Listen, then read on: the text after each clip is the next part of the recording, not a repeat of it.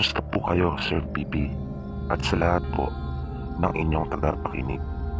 Ako po ay isa sa marami yung silent listener. At tawagin niyo na lang ako sa pangalang Rogelio. Ang kwento po na aking ibabahagi ay karanasan po ng lolo Pablo ko, na isa pong kilalang manggagamot sa lugar namin sa probinsya. Ayon po sa kanya, nung siya ay may 9 na taong gulang, bigla na lamang siyang nagkasakit, na ipinagtirik na di umano siya ng kandila ng kanyang mga magulang at kapatid, sa pag-aakalang siya ay patay na, dahil nangitim na ang buong niyang katawan at hindi na humihinga. Ngunit pagsapit ng hating gabi ay bigla na lamang siyang nagising at humingi ng tubig, pagkat uhaw na uhaw ang kanyang pakiramdam. Matapos ang pangyayaring iyon ay hindi na naging normal pa ang kanyang pamumuhay bilang isang bata.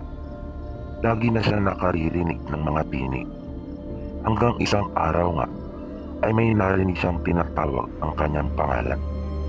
Pilit niya itong hinahanap ngunit hindi niya makita. Inaanyayahan siya nito, kaya kanyang sinundan ang boses na iyon kung saan nagmumula, hanggang sa pitin niya ang masukal na kagubatan.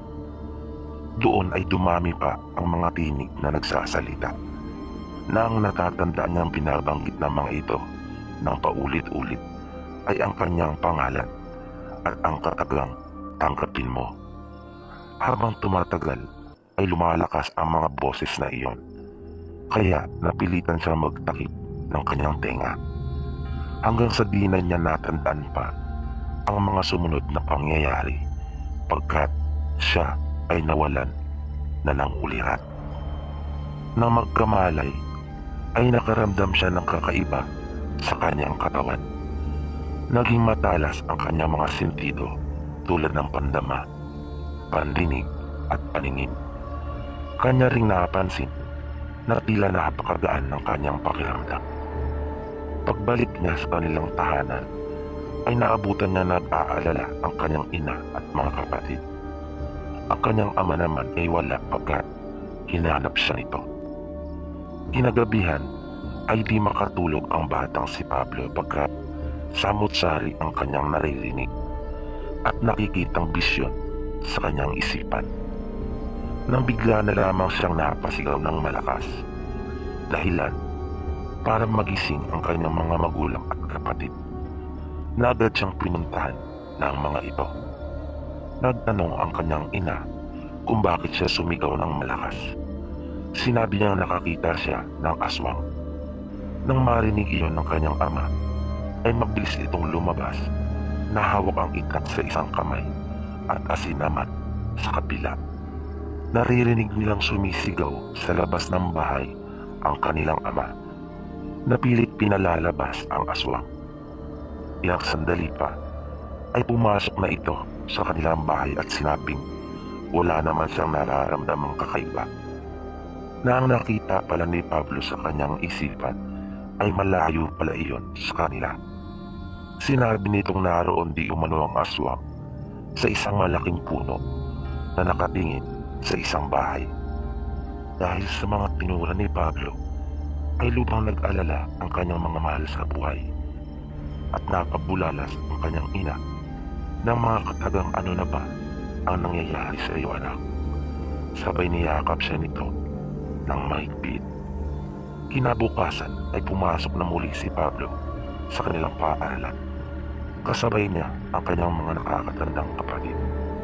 4 silang lahat at siya ang bunso. Ang kuya nilang si Cardo, na siyang pinakapanganay nila, ay nasa mataas na paaralan na.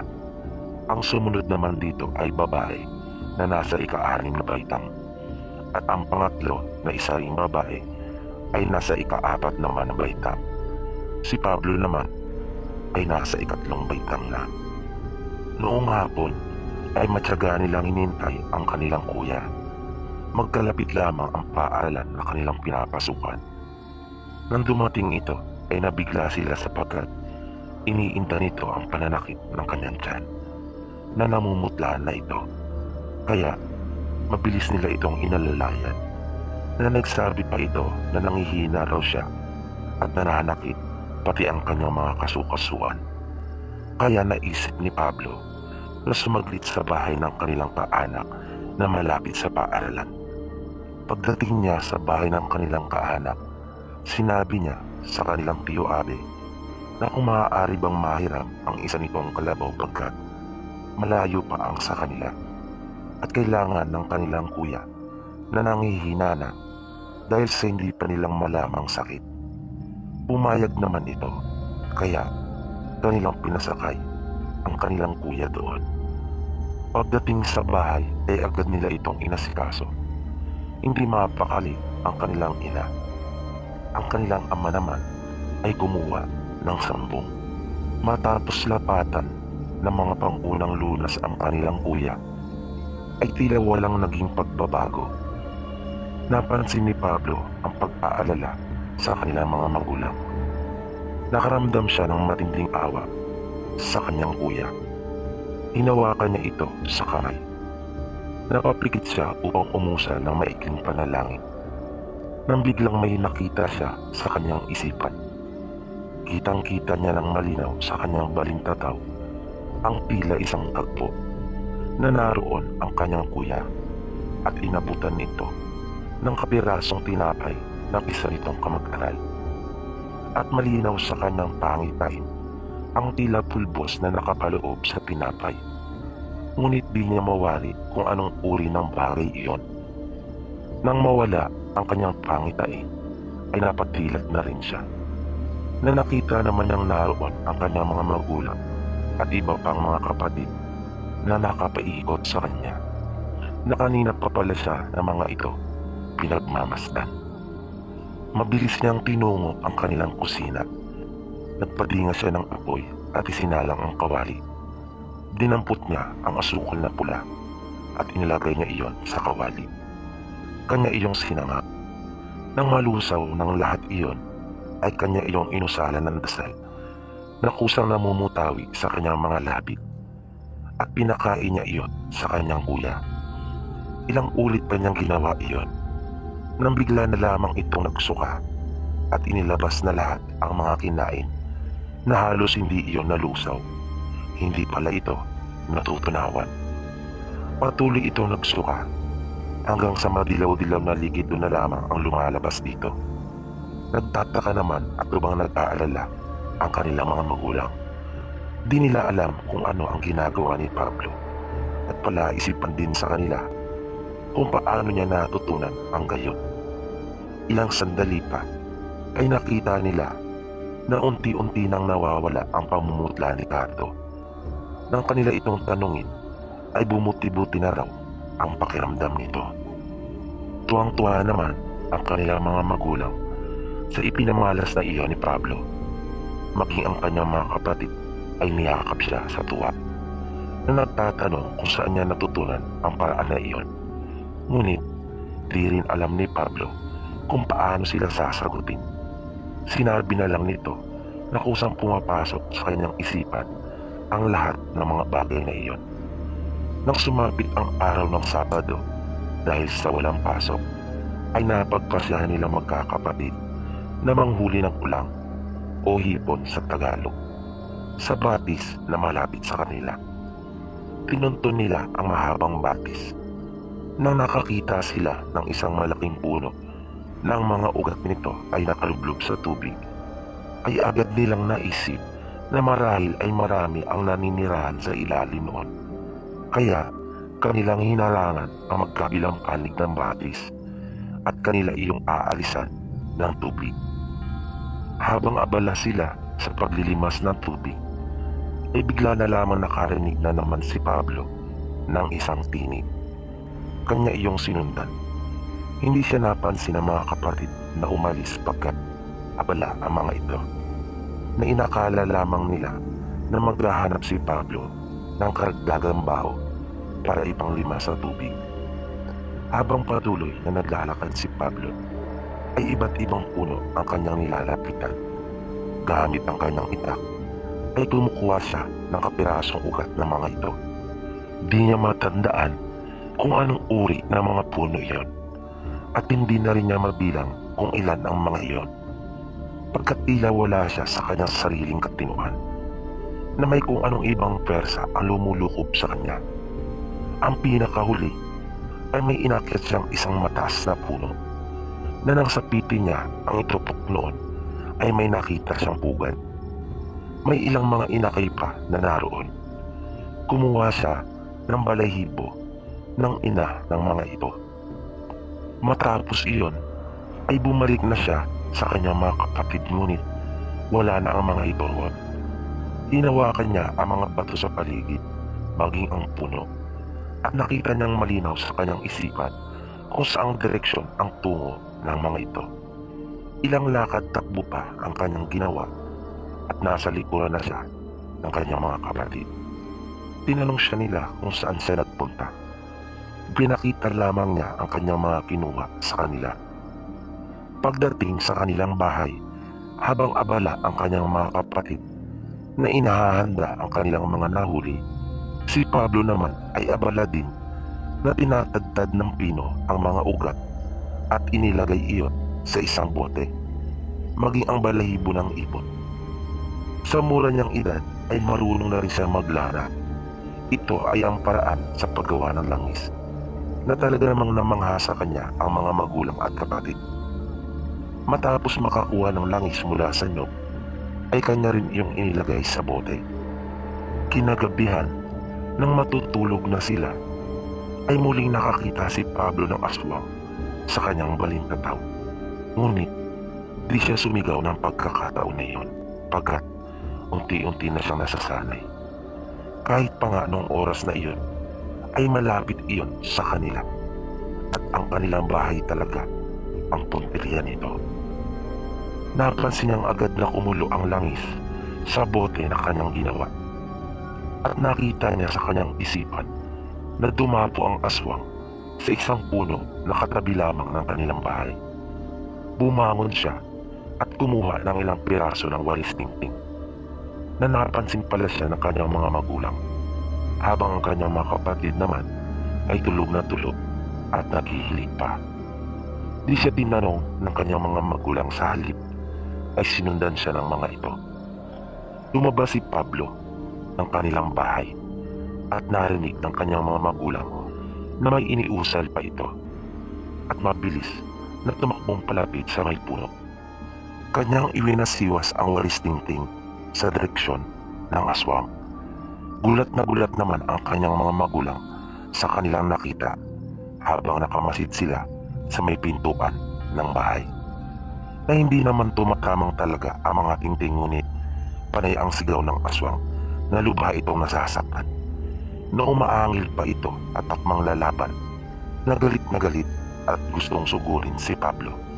Ngunit di nito makaya ang sakit na nararamdaman, na tila may kung anong pwersa na tumatama dito.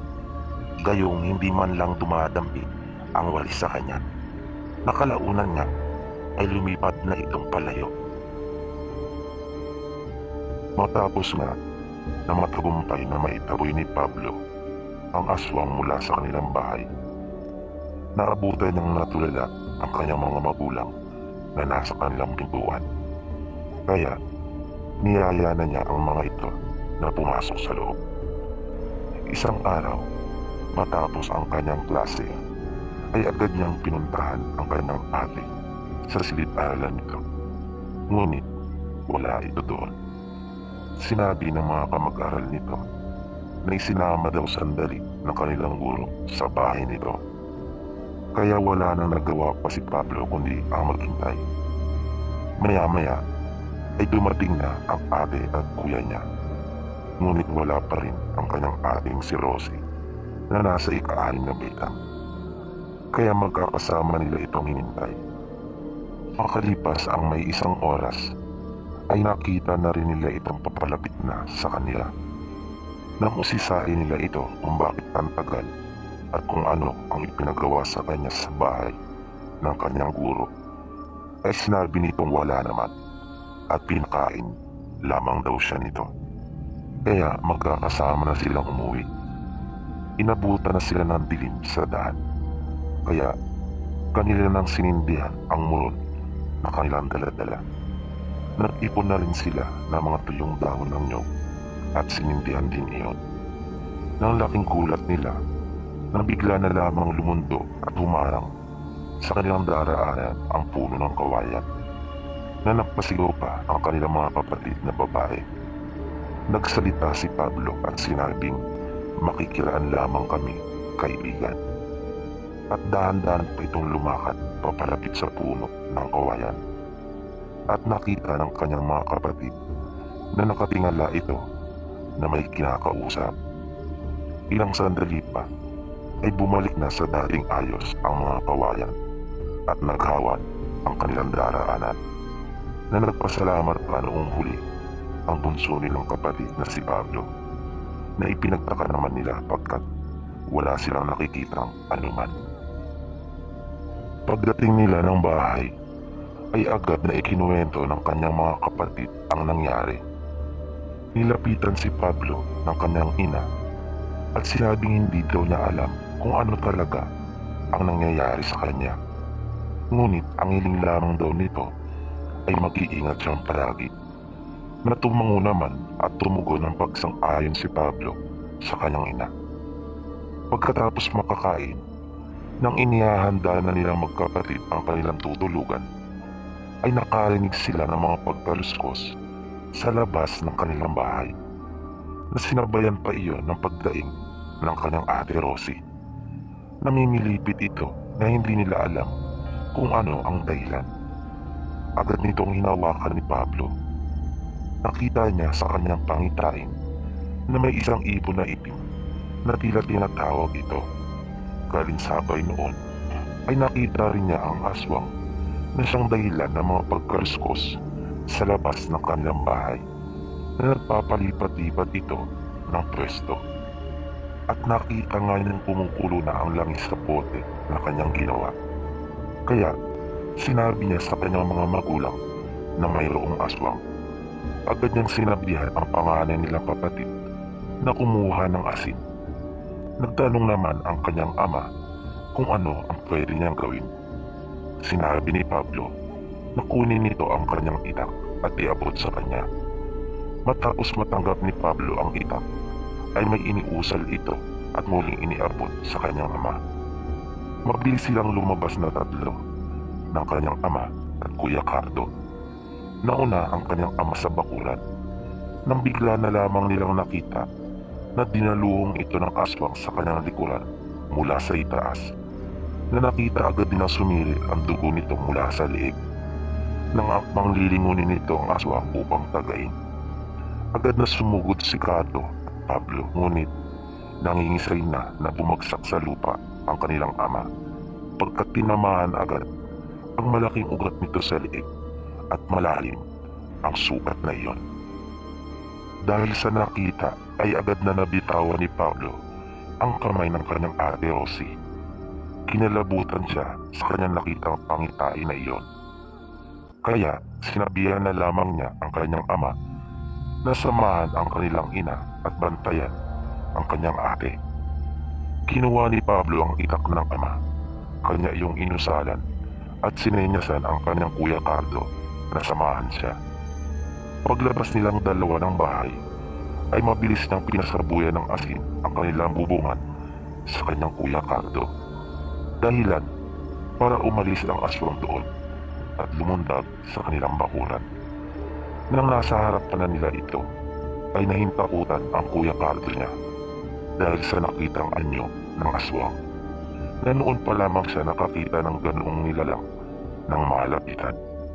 Makailang ulit na itinaga ni Pablo ang hawak ng itak sa lupa.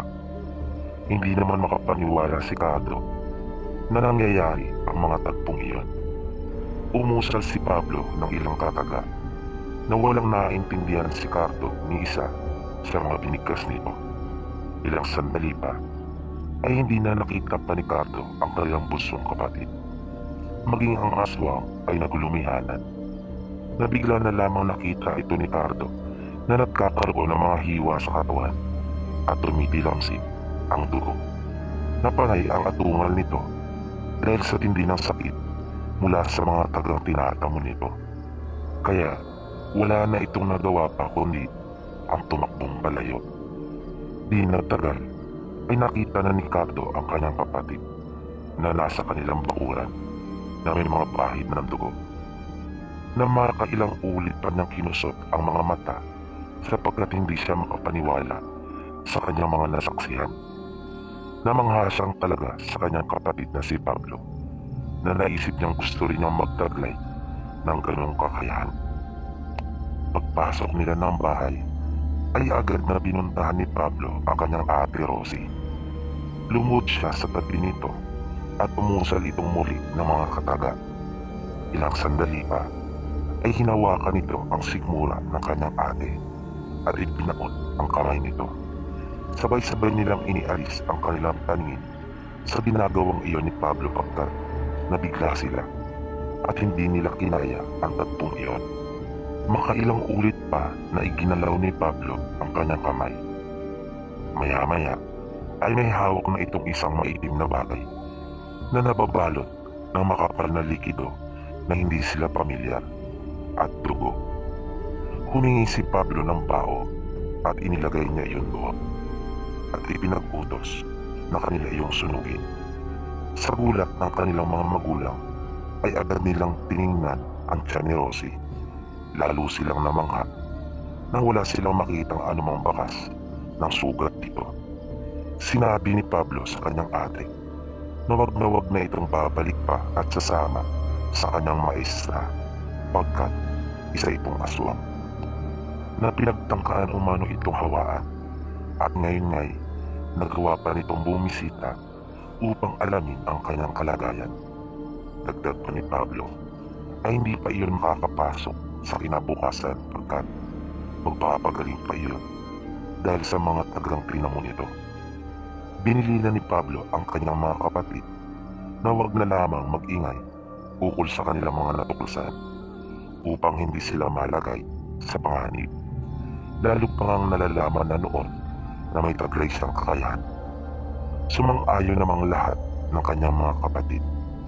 Tuwang-tuwa ang kanilang mga magulang pagkat napagaling ni Pablo ang kanyang ate Rosie na niyakap siya na mahigpit ng kanyang ina at sinabing hulog siya ng langit sa kanila. Sumabat naman ang kanyang kuya Cardo at sinabing nagsimula nga raw ang lahat ng kamalasan sa kanilang mag-anak na magkaroon si Pablo ng kakayahan na tinataglay. Na agad naman itong sinaway ng kanyang ama at ina at sinabing maaari talaga mangyari ang mga iyon. Magpasalamat na nga lamang daw at nagkaroon si Pablo ng kakayahan at ngayon nga ay naipagtatanggol sila nito at napoprotektahan. At dito po nagtatapos. Tapos nang mapagaling ni Pablo ang kanyang ate Rosie ay laking pasasalamat ng kanyang mga magulang. Ngunit ang kanyang kuya Cardo naman ay tila iba ang pananaw na para sa kanya nangyayari ang lahat ng kamalasan sa kanilang pamilya simula na magtaglay si Pablo ng mga kakayahan na kanya namang hinahangaan at inaasam din na matutunan. Nang sumunod na mga araw nang nasa paaralan na sila ay hindi nagkamali si Pablo sa kanyang sinabi ukol sa maestra ng kanyang ate Rosie. Wala ito at hindi pumasok. Nang mga bandang tanghali nang malapit na silang mag-recess ay bigla na lamang nagkaroon ng komosyon na napalabas ang maraming mag-aaral sa kanilang mga silid upang silipin kung ano ang dahilan ng kaguluhang iyon. Maging si Pablo ay napasilip din. Nakita nila ang ilang mga mag-aaral na binubuhat ng mga guro at kawani ng paaralan papunta sa klinika. Mabilis na kumalat ang balita sa loob ng kanilang paaralan na ang mga mag-aaral di umano ay sinasabihan ng mga masasamang espiritu na walang nagawa ang mga tao sa klinika ng kanilang paaralan, na nakita pa nila nagwawala ang mga ito nang sumilip si Pablo sa bintana ng klinika kasama ang ilan niyang mga kamag-aral. Nang makita niya ang kalagayan ng mga ito, ay naisip niyang tulungan sila, ngunit nagdalawang isip si Pablo pagkat ayaw niyang malaman ng mga tao na may taglay siyang angking kakayahan para na rin sa kapakanan at kaligtasan ng kanyang pamilya. Ngunit nang makita niya ang paghihirap ng mga ito, ay nagdesisyon na siya. Naisip niyang bahala na, basta ang mahalaga ay matulungan niya sila at magawa niya kung ano ang inaakala niyang tama. Nang papasok na siya sa klinika at nang makalapit, ay nagtaka si Pablo pagkat wala naman siyang maramdamang kakaiba sa mga ito o kahit na presensya man lamang ng anumang elemento. Nang mga may isang dipan na lamang ang agwat niya sa isang mag-aaral na nagwawala na sinasaniban di umano, ay sinabi niya dito na yung pera nito na 20 pesos ay malalaglag mula sa kanyang bulsa. Na mabilis namang kumilos ang mag-aaral na iyon at hinawakan ang kanyang bulsa upang hindi tuluyang mahulog ang kanyang pera. Kaya agad na nakumpirma ni Pablo na hindi talaga iyon sinasaniban, na malamang ay nahawa lamang ito psikolohikal. Binulungan niya ang mga kawani na nag-aasikaso sa mga mag-aaral na di umano ay sinasapian. Di nagtagal ay sabay-sabay silang lumabas ng mga kawani na sumisigaw ng sunog at iniwan ang mga nagwawalang mag-aaral na nakahiga sa sahig. Na ilang sandali lang ay nakita nilang bumangon ang mga ito at nakasunod na rin sa kanila na tumatakbo. Na hindi nga nagkamali si Pablo sa kanyang kutob, na ginawa nila ang pagkukunyaring iyon na may sunog upang mapatunayan na hindi nga totoong sinasaniban ang mga ito. Ngunit nang mapadaan siya sa isang silid ng mga mag-aaral sa ika-6 na baitang na kung saan sinasabing nagsimula ang sanib, ay mabilis niyang naramdaman ang kakaibang presensya ng isang elemento. At di nga siya nagkamali pagkat ang isang mag-aaral dito na tahimik na nakaupo ay nakita niyang nalulukuban ng isang itim na kapangyarihan, na nabakas niya kaagad ang kakaibang aura nito. Makulimlim ang kanyang mukha at nang kanya itong titigan mula sa kanyang kinatatayuan sa labas, ay napaso siya. Nang titigan siya nito ng matalim, na bigla itong nagwala, na hinawi ang mga upuang kanyang nadaraanan at ipinapato ang anumang bagay na kanyang nadampot. Nang makalapit ito sa kanya na ang tanging pagitan na lamang nila ay ang bintana, ay bigla itong umangil at sinabing huwag siyang makikialam, na iba na ang boses ng babaeng mag-aaral. Malaki ang tinig na iyon na medyo garalgal. Sinabihan siya nito na umalis na at huwag silang gambalain pagkat kanya ng pag-aari ang batang babae. Nang marinig iyon ni Pablo, ay mabilis niyang inilusot ang kanyang kamay sa bintana at hinawakan ito sa noo, na biglang napasigaw ng malakas ang mag-aaral nang masaktan ito. Ilang saglit lang ay biglang nagbago ang tinig nito.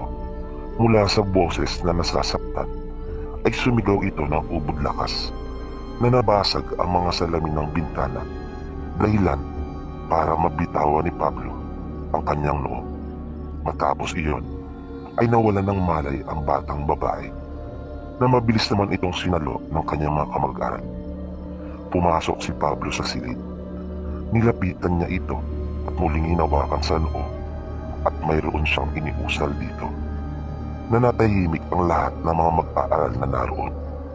Maya-maya ay nakita nilang iminulat ng mag-aaral ang kanyang mga mata at nagtataka ito nagtanong kung bakit siya nakahiga roon at kung ano ang nangyari.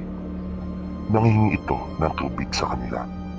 Nang maayos na ang lagay ng mag-aaral na sinaniban, ay umalis na si Pablo at bumalik sa kanyang silid, na naiwan ng mga nagtataka at nagugulumihanan ang mga mag-aaral na naroon. Kinahaponan ay sabay-sabay silang umuwi na magkakapatid. Sa daan ay napag-usapan nila ang nangyari sa kanilang paaralan. Panay ang puri ng kanyang ate Rosie at Nika sa ginawa niya.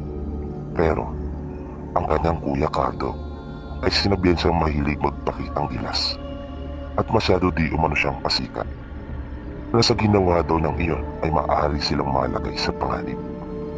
Sinabihan pa nito si Pablo nung huli na makasarili. May pinagtanggol naman siya ng kanyang mga ate dito, samantalang nanahimik lamang si Pablo. Dahil doon ay nasabit nila ang kanilang tahanan ng tahimik sa daan at hindi nag-iimikan. Nang nasa bahay na sila ay mabilis na dinampot ni Pablo ang mga galon upang igiban iyon sa bubon na nasa tabi ng batis malapit sa kanila. Nang nasa bubon na si Pablo ay may sumagi sa kanyang isipan. Nakita niya sa kanyang balintataw ang isang aswang na dinidilaan nito ang kanyang mga sugat sa braso. At sa pangitain niyang iyon ay napansin niya na papagaling na ang mga sugat nito. Kaya nagmamadali niyang pinuno ang mga galon ng tubig at mabilis na itong umuwi. Pagpasok ng bahay ay kanyang tiningnan agad ang langis na kanyang ginawa. Kalmado iyon. Tinungo niya ang kanilang dapog at kumuha ng abo na kanya iyong inilagay sa bao. Inusalan niya ang mga iyon at pagkatapos ay lumabas siya ng kanilang bahay. Kanyang pinuntahan ang mga punong malapit sa kanila at binutburan ng abo ang mga bahagi nito kung saan maaaring dumapo ang aswang. Nang nakapaghapunan na sila habang kanyang tinutulungan ang ina sa pagliligpit ng kanilang pinagkainan, ay narinig niya ang pagdating ng aswang na sinabayan pa iyon ng isang pangitain. Kaya nakita niyang malinaw kung nasaan ito. Naisip niyang ayaw talagang tantanan ang kanyang ate Rosie na maestra nito. Nangiti naman ang bagya si Pablo pagkat nakita na niya ang pwedeng mangyari dito nung gabi na iyon. Napasigaw naman ang kanyang ate Nika nang makitang umaawas na naman ang langis sa bote na kanyang ginawa. Na ilang sandali nga lamang ay narinig na niya ang pagdaing ng aswang, na sa tuwing lilipat ito ng puno ay paulit-ulit itong napapalikha ng tunog na halatang nasasaktan dahil sa abo na kanyang inusalan at inilagay sa mga puno. Nakalaunan ay wala na itong nagawa kundi ang lumipad na palayo. Ngunit bago pa ito tuluyang umalis ay dumapo ito sa kanilang bubungan at kanyang sinira ito sa galit at nagawa nito mabaklas ang isang maliit na bahagi nito, na nagulat naman ang kanyang mga kapatid. Ngunit hindi naman nila nakita ang gumawa noon pagkat madilim. Nang natutulog na sila ay nagising ang kanyang ate, hindi upang umihi kundi dahil sa may naririnig ito na nasa silong ng kanilang bahay. Agad nitong ginising si Pablo at sinabi ang ukol dito, na agad namang napabaligwas sapagkat naramdaman niyang mayroon ng nasa silong ng kanilang silid na tinutulugan. Narinig niya ang isang baboy na sumisingasing at sumisinghap-singhap. Bigla naman nilang narinig na umiingit ang kapatid nilang si Nika, na nang kanilang hipuin ay ubot ito ng init na tila inaapoy ng lagnat. Mabilis na kinuha ni Pablo ang langis na kanyang ginawa at ipinahid iyon sa kanyang ate Nika. Naglagay din siya sa kanyang kamay at kanya iyong iwinisik sa siwang na pagitan ng mga kawayan na sahig, at narinig ang lalong tumindi ang pagsingasing ng baboy. Mabilis siyang lumabas ng bahay at pinuntahan iyon sa silong, ngunit isang pusang itim na lamang ang kanyang nakitang mabilis na tumatakbong papalayo. Pagbalik niya sa loob ng bahay ay naroon na rin ang kanilang mga magulang at naabutan niyang nakaupo na ang kanyang ate Nika. Sinabi nitong nanaginip daw siya ng nakakatakot. Nang hipuin nito ni Pablo ay umupa na ang init nito. Napabuntong hininga naman si Cardo at sinabing, iyan na nga ba ang sinasabi ko? Nagalit namang sinagot ito ng kanilang ina na ano na naman ang pinupunta. Dito po pansamantalang nagtatapos ang ating programa. At sana po'y inyong nagustuhan ang kwentong ating itinampo sa pagkakataong ito. Sana po ay patuloy niyo pang subaybayan ang mga susunod pa nating kwento. Maraming salamat po at hanggang sa muli.